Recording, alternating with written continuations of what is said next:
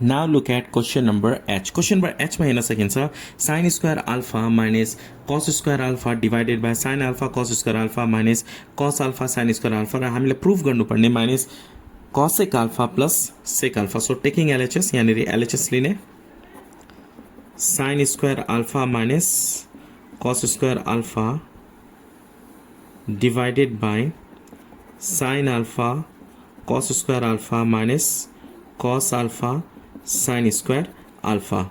Now यहाँ हेर्नुहोस् अब यो sin square alpha minus cos square alpha यो a square minus b square मा हामी कन्भर्ट गर्न सक्छौं. So we can write here sin alpha whole square minus cos alpha whole square. र यहाँ डिनोमिनेटरमा के कमन छ? यहाँ sin alpha छ, यहाँ sin square alpha छ. So sin alpha sin square alpha lowest power हामीले कमन लिनु पर्छ. So sin alpha common.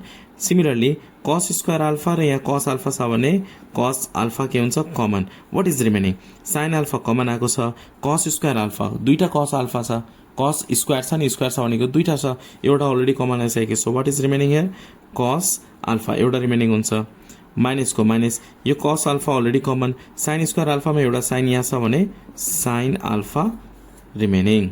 Okay player अब हेर्नुस् त हामी यो a square minus b square को फर्मुला युज गर्न सक्छौं a plus b minus b. So we can write here sin alpha a plus b. b को प्लेसमा के छ? cos alpha.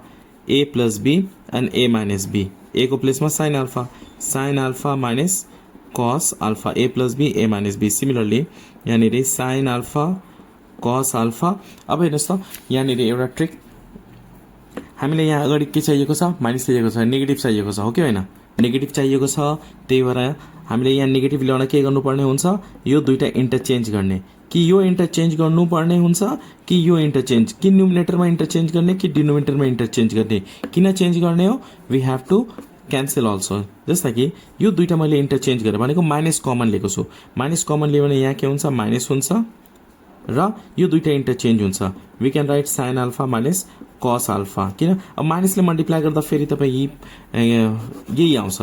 Minus into sin alpha minus sin alpha minus minus plus, हो कि हैन? किन यसरी गरेको? To cancel it. हामीले यो दुईटा क्यान्सल गर्न सक्छौं. त्यही भएर हामीले के गर्यौं?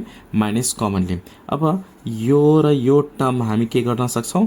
क्यान्सल गर्न सक्छौं. यो माइनस अगाडि नै लेख्ने हो minus and then we can separate. यो चाहिँ के गर्ने? सेपरेट गर्ने. कसरी सेपरेट गर्ने हो? Look at here. यो sin alpha cos alpha sin को लागि पनि हो, cos को लागि पनि हो. यो sin sin cos cos cancel गर्ने होइन किनभने यहाँ प्लस छ, दुईटा टर्म छ. So sin alpha divided by sin alpha cos alpha plus को प्लस लेख्ने, cos alpha छ भने cos alpha लेख्ने divided by sin alpha cos alpha. Okay to here. अब हेर्नुहोस् त यो sin alpha के हुन्छ? क्यान्सल हुन्छ. यो cos alpha के भयो? क्यान्सल भयो. After this minus 1 by cos alpha plus 1 by sin alpha. Okay to here. Minus 1 by cos भनेको sec alpha हुन्छ, sec alpha plus 1 by sin भनेको cosec alpha. So cosec alpha. अब यो interchange गरिदिने. cos पहिला then sec because RHS मा के छ यहाँनिर? cosec plus sec. So cosec लाई सुरुमा लेख्ने, sec लाई ब्याक साइड लेख्ने. यहाँ राख्दा यतिकै राख्दा पनि हुन्छ तर आरएचएस मा जस्तो छ त्यसरी मिलाएर राख्दा झनै राम्रो. So minus cosec alpha plus sec alpha. We have to prove minus cosec alpha plus sec alpha.